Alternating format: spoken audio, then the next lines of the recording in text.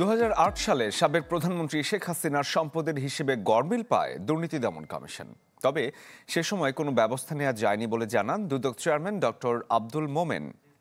সিলেট বিভাগীয় কার্যালয়ের ভিত্তিপ্রস্তর উদ্বোধন অনুষ্ঠানে তিনি বলেন, শেখ হাসিনার নির্বাচনী হলফনামায় কৃষি সম্পদ দেখানো হয় 5.21 একর, তবে দুদকের অনুসন্ধানে পাওয়া যায় 29 একর।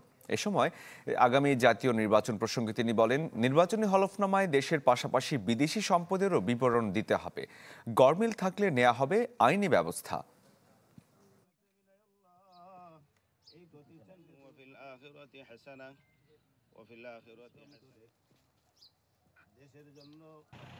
আপনার সম্পদ বাংলাদেশে থাকুক, ইংল্যান্ডে থাকুক, আমেরিকাতে থাকুক, আপনার সম্পদ, আমরা তো সম্পদ বিবরণী চাচ্ছি।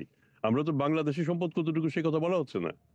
এমনকি আপনি যখন ট্যাক্স রিটার্ন জমা দিবেন সেখানেও আপনাকে বলতে হবে যে আপনার বৈদেশিক উৎস থেকে কত আয়, সেটা আপনার বলতে হবে। আপনি যদি না করেন তাহলে আপনি অন্যায় কাজ করছেন।